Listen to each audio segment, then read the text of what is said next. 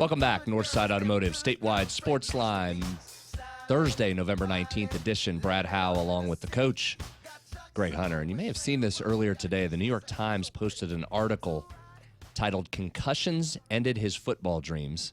Now at 24, he helps others achieve theirs."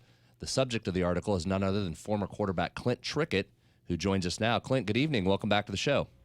What's going on, guys? How you doing? Hey, great to talk to you, my man. I read the profile today in the New York Times, just a really interesting, fascinating look. And I guess let's start here. And you had numerous opportunities and numerous calls from reporters wanting to talk to you after you announced last year that you're retiring due to the concussions you had suffered, but you really didn't talk too much about it. You chose to go to do this interview. Why now, and what got you to talk to the New York Times? Well, obviously it's a hot topic right now. It's one, that the NFL is really pressing on, and it's, there's a movie coming out, and, a lot of people first tried to contact me, and it was more on, the negative aspects of the concussions and, like, how hard is it for you? What are the bad things and all these bad things and how violent football is? We all know football is violent. We signed up to play the game. It is what it is. You know what you're getting into when you do it. And so that's why I turned down a lot of things, mainly because it just, I wanted football to be put in a positive light, and they were going to put it in the negative one. And then I asked this writer what was his intentions, beforehand, and he was, he said, I just want to know the story, what it is. I don't want to, there's no spin. I just want to know the story. And then, I trusted him, and, to my better judgment, he did a great job. So, Clint, I don't want to say you're the poster child for this, but in a lot of ways, you are sort of the face of this situation. Are you comfortable with that? No, to be honest with you, no. But at the same time, sometimes things happen when you don't expect it, and you just got to make the best of it. So that's what it is. With my career that I'm getting into, coaching football, I love this game. I love everything it's done for me. It's everything I've known my entire life. I don't want anything negative said about it. I care deeply for this game. And concussions are very serious. People's health is definitely extremely serious and should be taken that way. But, I don't think at the expense of losing something that, honestly makes our country different from others, makes it, great. So we're talking with former Mountaineer quarterback Clint Trickett. And to be clear, let's get this out of here. You're in no way, and you didn't in the article, and you haven't when we've talked, we've had you on one of our other shows before, you're in no way saying West Virginia didn't do what it was supposed to do when looking over your health, but rather you talk a lot about what you did to avoid these concussions being detected. Talk a little bit about that with us. Yeah, and I want to make that clear because they do a great job. The trainers and everything, Dave Kearns, I had to constantly, put on a show in front of him because he kind of could tell, but not really. I did a decent job acting, I guess, of hiding it. And he was on it from the forefront. They all did their jobs. Basically, they did what they were supposed to do, and I just, want to commend them for that. So that's why I was the one hiding the concussions from them. I didn't want to come off the field. I wanted to keep playing. Yeah. If you were to go back and knowing what you know now and knowing what you went through and playing through some of those, what you now know to be concussions, would you do anything different, or would you do it again? I mean, you're a kid that loves the game, as you admitted, and you're a tough kid, and you were brought up to be tough and not quit and go after it. But would you change anything if you could go back? Absolutely. No, absolutely not. I maybe would have tried to tackle the guy differently against Kansas State, and maybe I'm not out, and maybe I'm still playing. But that's how things work sometimes. It led me to where I am right now, and I'm happy with that. So you're happy coaching. Your spot everyone thought for the last 23 years you would end up being. What is it? Yeah. What's it like that you're now doing? You've grown up obviously with it. Brothers, your dad. We all know the story. Is it what you thought it would be? Oh, it's been better. I mean, and we've had a hectic year for our team. Ups and downs. Made some national news and some good things, some bad things. But it's been a phenomenal experience. I love my kids. I've already help them and impact them in a way that I didn't know if I'd be able to when I first, got into coaching, but I have, and it's been great. It really has. Clint Trickett, former Mountaineer quarterback, is our guest. For those that may not know, you were at East Mississippi Community College, and it's a national power on the junior college level. Your school has won 3 of the last 4 junior college national titles, and you just mentioned that there's some national news you all made. You had in your final game a pretty significant brawl to end the season with Mississippi Delta, which has caused you all to be suspended or avoid the playoffs for this year. Kind of tell us a little bit what happened there as much as you can, and what that's like having to miss the playoffs this season. Yeah, appreciate you bringing that up. No, I'm just kidding. Well, you said national news. Yeah, no, I know. It was an unfortunate deal. It was. I'm extremely proud of our kids and the rest of the coaching staff. We, kind of got lured into a bad situation, a team that had nothing to lose and us that had everything to lose. And they kind of, it just happened, unfortunately. We did a great job of keeping them back. We have video evidence. We kept our guys back from the sideline for 31 seconds before they engaged with the other team. But that's a long time when, 11 of your guys are out there getting, viciously attacked by 60. So, eventually at some point for the other kids' safety, we had to not let them go. We had to do something, and they did. I'm proud of them. The rules are if you leave the bench, it's a 2-game suspension, and so that's what happened. They gave it to us. We're out of the playoffs. The team that's going to win or going to play in the national championship, we defeated 48-16. So, we're not. We wish we were there, but we're not. So we're just got to recruit now. So what style of coach are you? Are you Rick Trickett? Are you Nick Saban? Are you Dana? A mixture of everybody? When you're out there, who would we think you are? I do. I'm starting to realize I'm a mixture, and they're 2 opposite guys. I'm a mixture of Shannon Dawson and then a little bit of my dad. That's just natural. I'm going to be like that. But I learned a lot from Coach Dawson last year, the way he handled me the last 2 years. I liked it, but I also respected it, and that's why I take that same philosophy. As Greg mentioned earlier, I'm not sure there's anybody that was more prepared and more eyes open going into a profession as you into coaching. But has there been anything that's surprised you, been more difficult than you thought it would be? Well, we did. The way our season ended definitely was a little.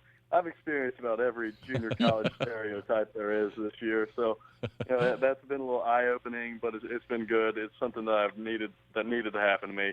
Now I know all about the junior college and the way it works when I did it. I've been around college football my entire life, and I had no idea how it worked, the whole system. So it's definitely been, good. It's going to help me in my career down the road. But, just the way the kids, my biggest thing was I didn't think they'd, obviously I knew they'd listen because of what I've done, but, these guys could have been my teammates last year. Mm-hmm. But the way they listened, the way they took coaching, yes sir, no sir, they were so polite.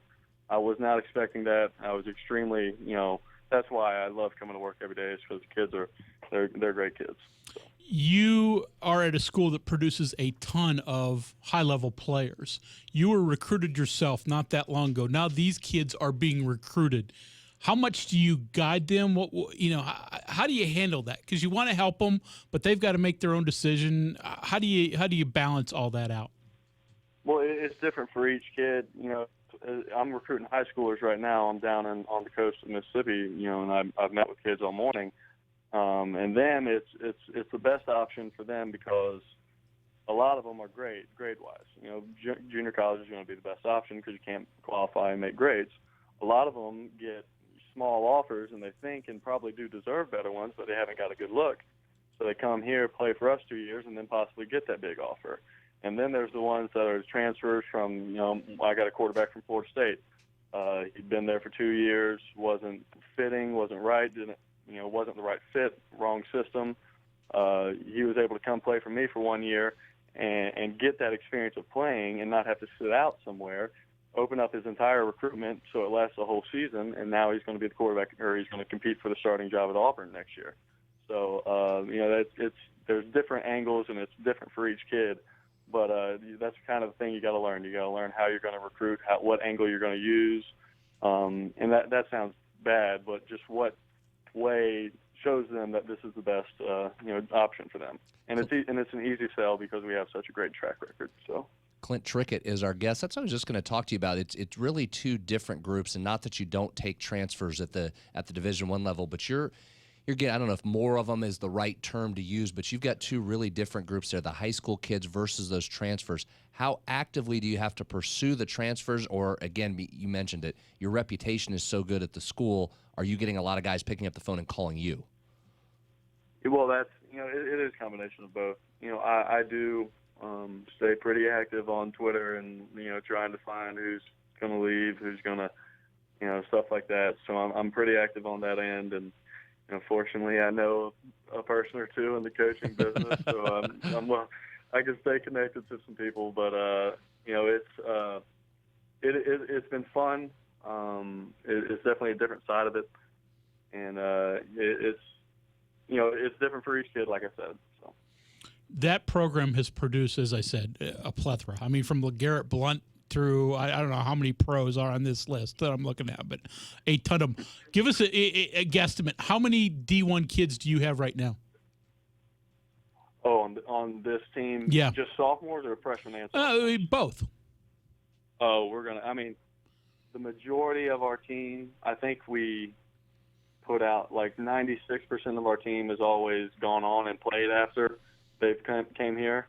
The other ones that don't are usually linemen who just, are become farmers in Mississippi. But, this year we're about the same, maybe even better. It's going to be, we're a 55-man roster, and I think about 50 of them are going to end up playing FCS or FBS level. As far as Power 5, we may have 10 or 15 guys. Wow. So, that's their future. What about yours? I mean, I'm not saying that, East Mississippi isn't very good, but you're probably headed to bigger and better things at some point. Well, what does your future entail? Do you know? Well, I guess this is where I pull the saving on you and say I'm happy with my job here at East Mississippi. I'm the quarterback coach here, and I'm going to continue to do that every day. So perfect. I guess I do copy him a little bit. Well done. And just like the Alabama beat writer, we got to ask. So there you go. Yeah, right. Well done, Clint. Last question. We'll let you go. It's last thing on the health side of things. Any lingering effects, or how do you feel now? Do you even notice any of the previous concussions, or you all systems go at this point?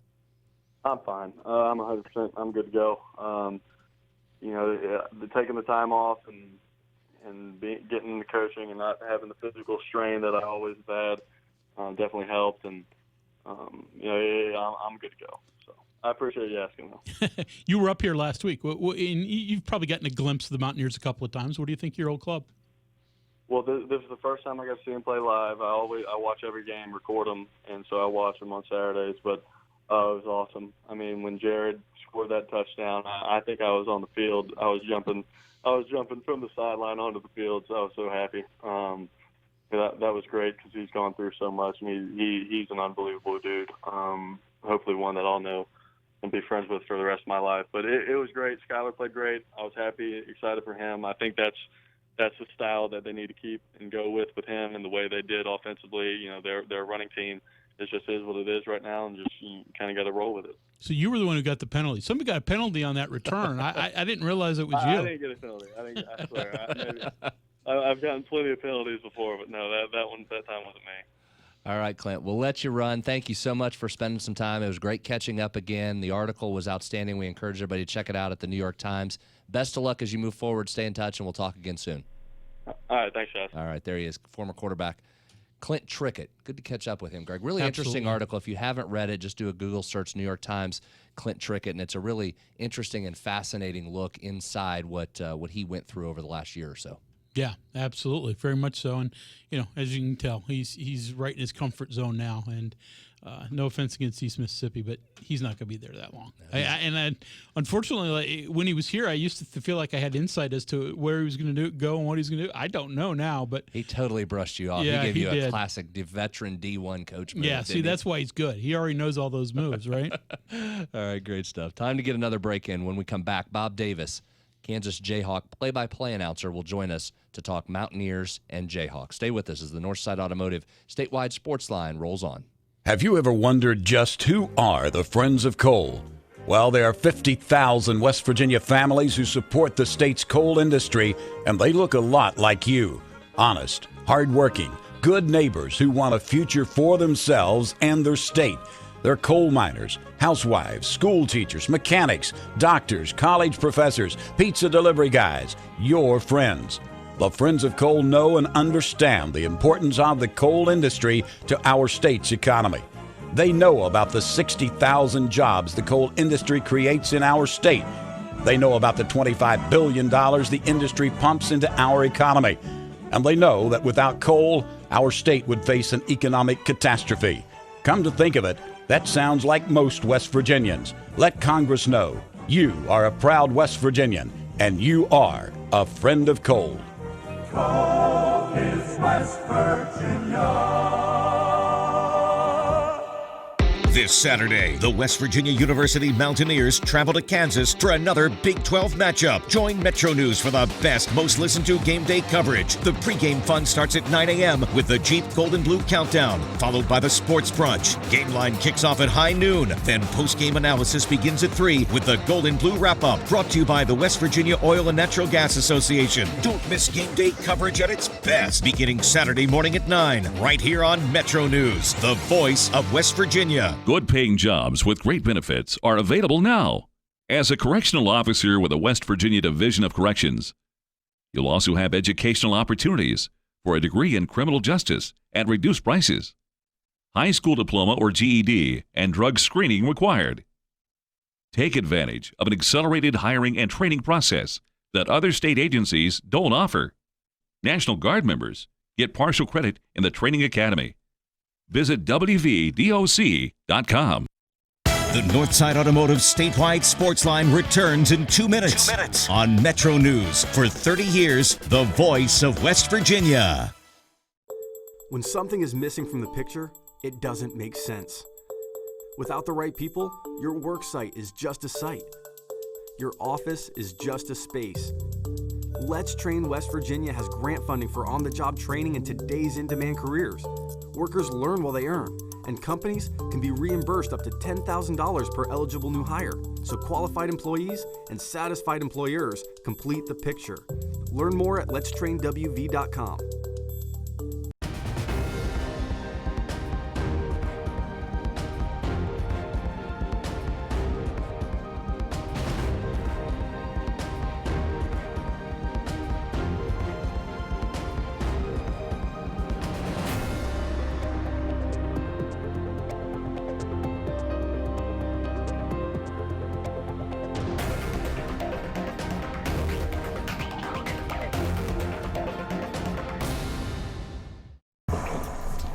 There. Just 5 more minutes. Almost home. Statistics show that 80% of auto fatalities occur close to home on rural roads. Gosh, cops. That's why law enforcement is stepping up rural patrols and cracking down on impaired driving. If you are over the limit, you are under arrest because drinking and driving don't mix. Remember, over the limit, under arrest. This message brought to you by the Governor's Highway Safety Program.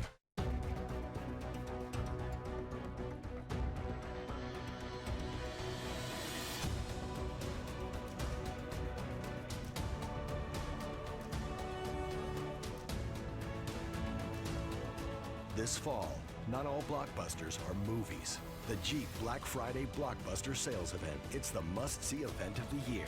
Well-qualified current lessees of competitive vehicles get a low-mileage lease on the 2015 Grand Cherokee Laredo for $279 a month.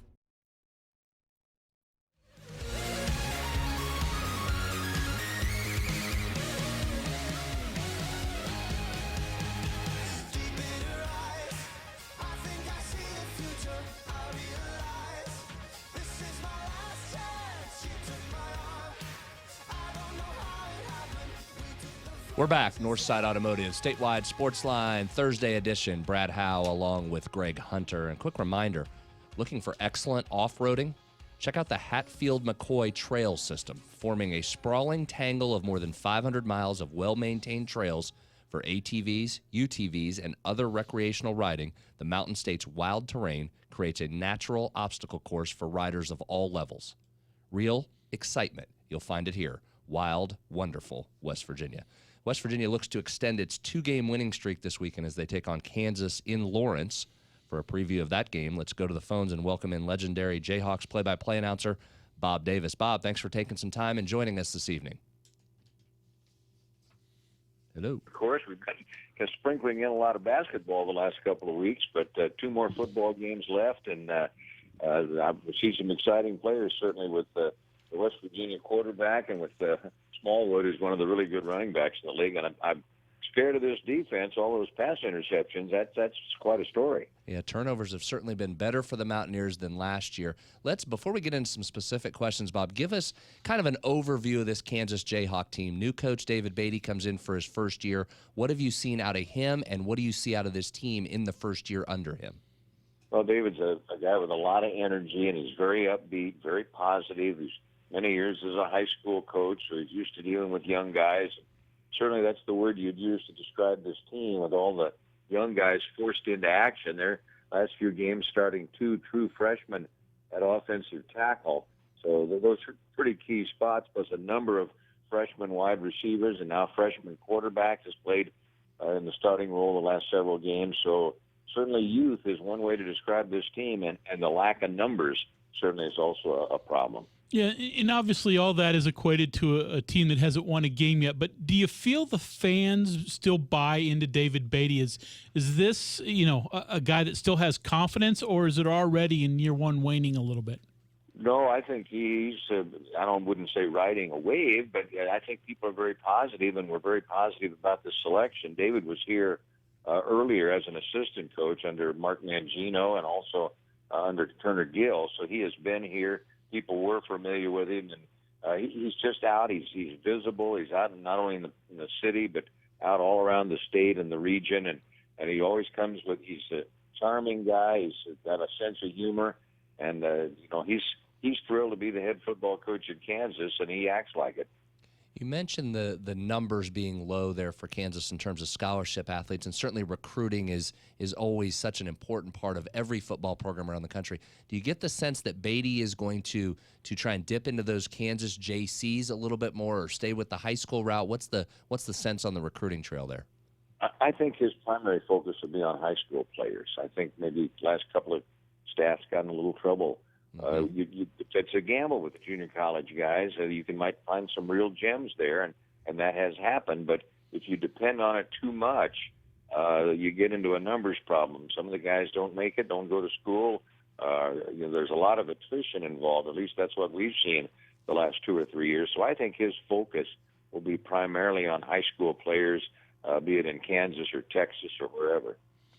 What have you thought of this club? Everything we've heard from Mountaineer coaches is, they haven't won a game, but the effort, even through all this, is obviously still very good. What have you seen out of this Jayhawk club? Well, and that shows up in practice, too. They bring energy to practice. Now, obviously, it's tough when you don't have any reward with a victory. They've had a couple of close games, Texas Tech at home, and then last week down at TCU, but they weren't rewarded with a victory. But they keep coming back. They get beat up physically. The young quarterback Willis has been knocked around a lot, but by Monday and Tuesday he's been feeling better, and I'm sure he'll be out there this Saturday to see what he can do against a great defense. But the enthusiasm, these are young guys, and I think even though they haven't won, these guys have played much of the year, and I think they're learning, and it's becoming more second nature. They don't have to think all the time. And, they're more positive about it. And David will say things to him on the sideline like, isn't this fun, being part of this thing? Or a kid comes off and just caught a pass. Wasn't that fun? And they emphasize the fun part of it, because if you're not having fun doing this, it's really rugged.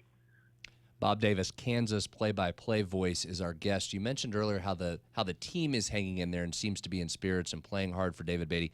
What's the fan base take on this program right now? Are they hanging in there? I know basketball has started up, and that's such a behemoth there at Kansas. But is there still some interest in this football program?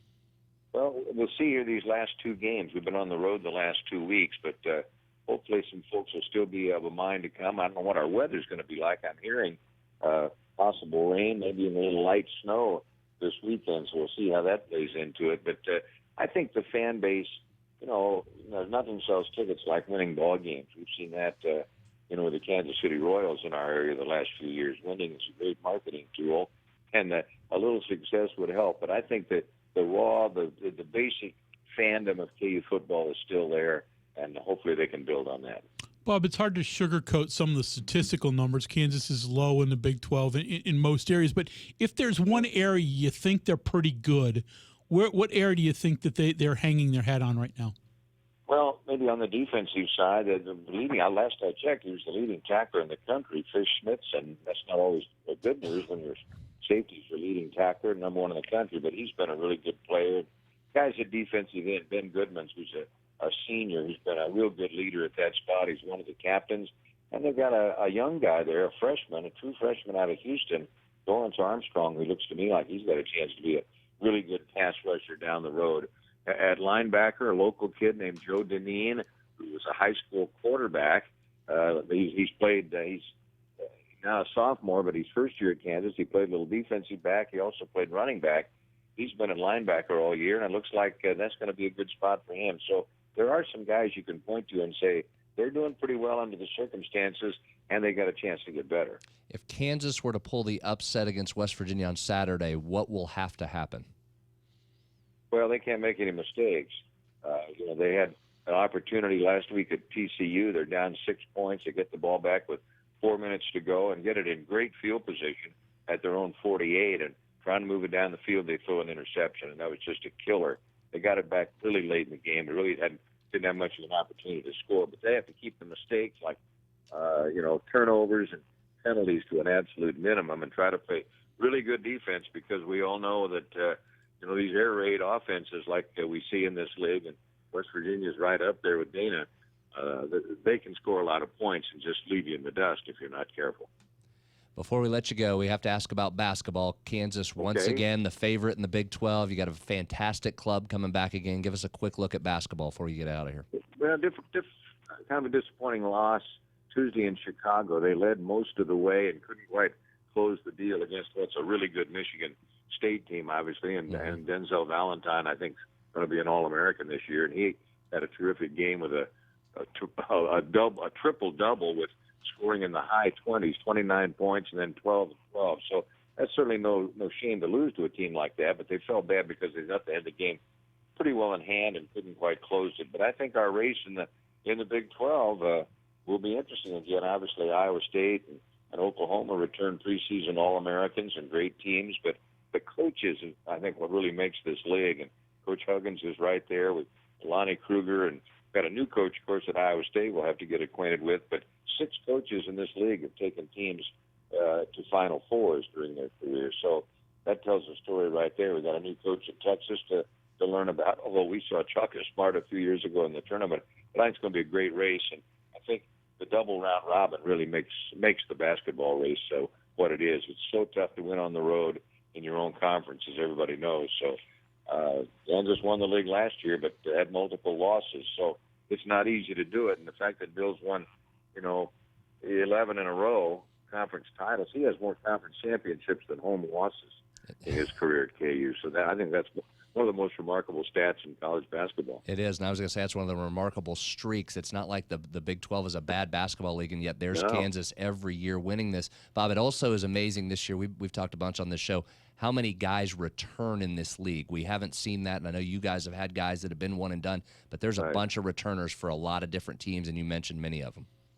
Yeah, the All-American at Iowa State, the All-American preseason player down at Oklahoma, and the KU team. This is a little different in recent years. In their rotation, it looks like they'll have 3 seniors and 4 juniors, so that in itself is a little different. Now, some of those one-and-done guys are pretty good for 2-and-done, but there's nothing better than having veteran talent. Mm-hmm. And I think a lot of the teams in the league will have that with Niang and some of the other guys in our conference. We agree with you. All right, we'll let you run. Thank you for taking some time. We look forward to the game on Saturday, and we'll certainly talk to you again here soon. Okay, guys. Okay, thank you. There he is, Bob Davis, play-by-play voice for the Kansas Jayhawks, checking in with us. Time for our final break. Stay with us as the Northside Automotive Statewide Sports Line continues. Is your business or organization struggling when it comes time to tell your story? After all, your story is what makes you unique. Your story is what makes potential clients and customers draw themselves to you. Unfortunately, oftentimes, those stories aren't told and businesses and organizations remain mired in mediocrity. At Pikewood Creative, we produce videos and commercials in a way that make people take notice. If you need some visual help, then visit us at pikewoodcreative.com.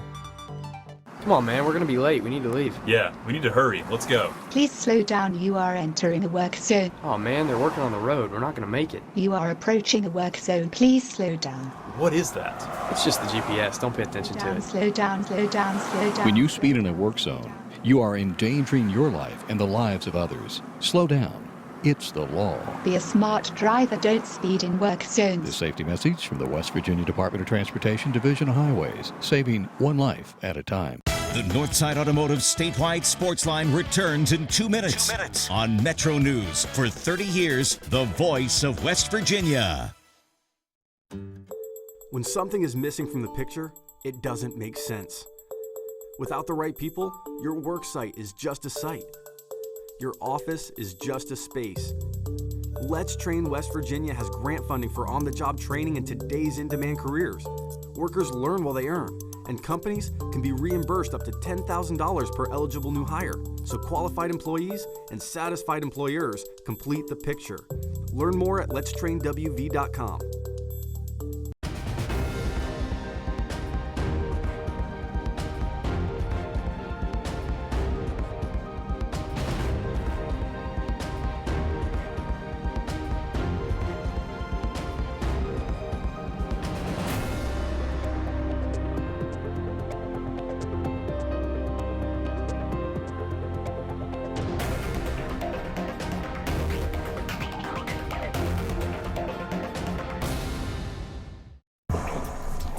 There. Just 5 more minutes. Almost home. Statistics show that 80% of auto fatalities occur close to home on rural roads. Cops. That's why law enforcement is stepping up rural patrols and cracking down on impaired driving. If you are over the limit, you are under arrest because drinking and driving don't mix. Remember, over the limit, under arrest. This message brought to you by the Governor's Highway Safety Program.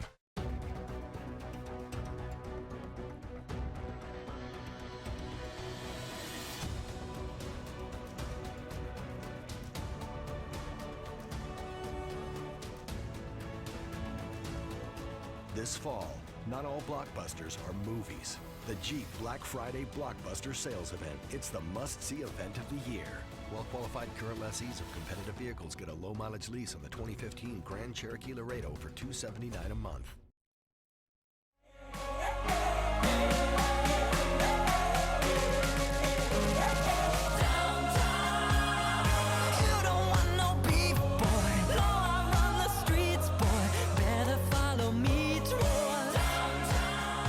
Welcome back in. Final segment of the show, Northside Automotive, statewide Sportsline. Brad Howe, Greg Hunter along with you. When you're making a list and checking it twice for big game hunting, make sure to add a box for your DNR ID number. That is your unique number, which you will use for the rest of your life to check in game. Every hunter and trapper must know theirs. Get yours today, wvhunt.com. So, Greg, we heard there from Bob Davis from Kansas, and you could hear in his voice there's not a lot of X's and O's to get in when you're playing Kansas. This is simply one of those, if West Virginia shows up and does even remotely close to what it does, this shouldn't be much of a game here.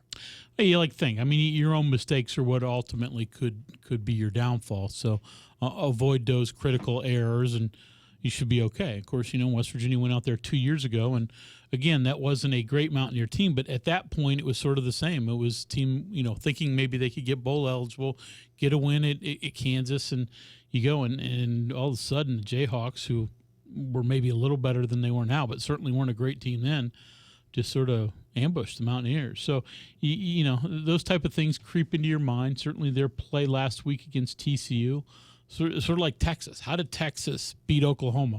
Well, how did Kansas, as bad as they are, go to Fort Worth and come close to upsetting TCU? Those are the type of things that coaches always concern themselves with, and especially for a Mountaineer team that says, they're 0-10. Well, how much effort do we really have to give in this one? And obviously you don't say that outwardly, but, inwardly, is that the feeling? You better not be. Yeah, I know they get nervous. I get it. This is a bad it Kansas is. team. I mean, and you're right. It was bad 2 years ago. I've got to think this West Virginia team is much better than that one we saw go out there in 2013. As surprising and shocking as that loss was, I would rate this as just off the charts shocking if West Virginia goes in and gacks this. You mentioned TCU. Part of the reason Kansas was able to hang with them is just the injuries just continue to mount here for TCU. They were without Doxson, the star wide receiver for most of that game. Trevon Boykin went out and is still questionable. Doxson will not play in this game. So what's really interesting is TCU's at Oklahoma this weekend.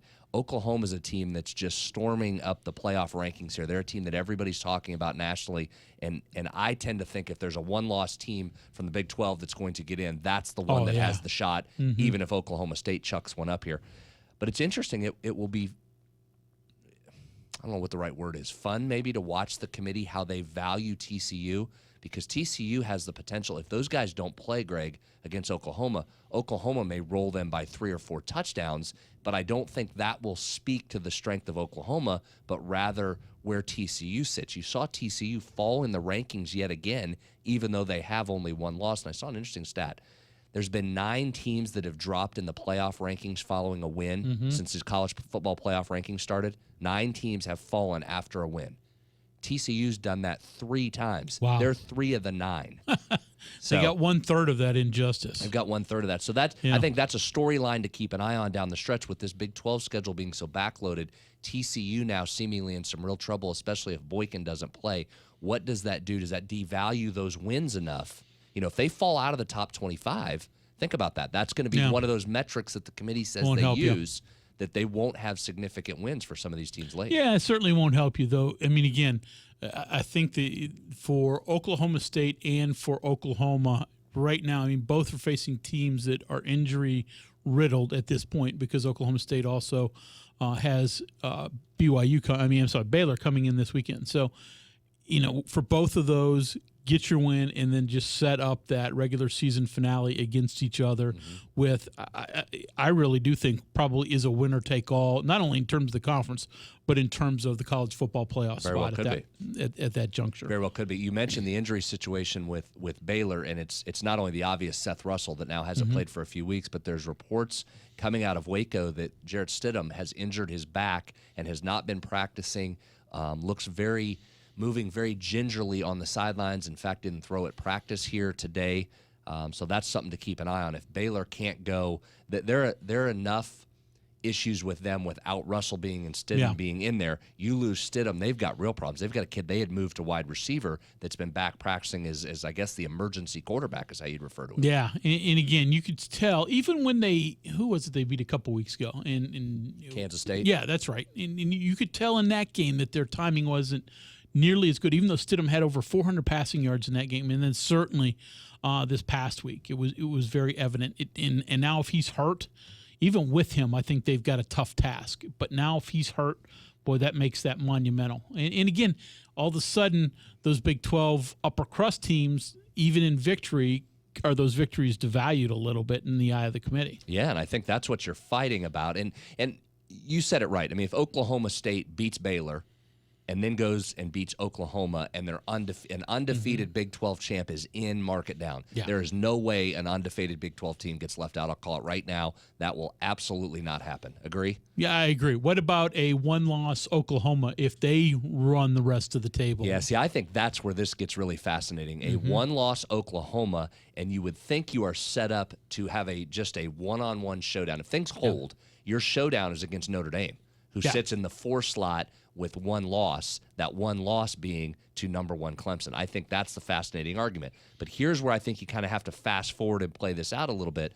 So many people wanted this playoff committee because they said agendas wouldn't factor in, and it would be better than the computers making the decision, right? That it would just be eyeballs, football people, taking a look and determining the best teams. Well, what I would like to see is the committee sit in that room and make a decision with Oklahoma, a giant brand, a very good football team that's on a roll and hasn't lost since early in the season, albeit a weird loss, as a Big 12 champion, right? A Power 5 champion.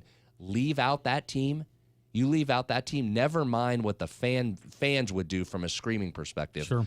You're going to get extreme heat from inside with your key stakeholders, right? Because not only would the Pac-12 be out, deservedly so, but if a Big 12 champion, and that's one of their bylaws, right? Sure. It says conference championships receive weight and priority. You leave an Oklahoma team out and watch the fireworks begin. A lot of football to be played before anybody has to worry about that, but certainly is going to be interesting to follow. We'll keep an eye on it. That'll do it for tonight. If you missed any part of the show, remember, you can catch the podcast on iTunes or visit our website, wvmetronews.com, and download tonight's show. Special thanks to Clint Trickett and Kansas play-by-play voice Bob Davis for joining us tonight. Greg and I filling in for Dave Weekly tomorrow on Hotline from 3 to 6. We hope you'll join us. We'll talk to you then. For Greg Hunter, I'm Brad Howe. Thanks for listening. We're out.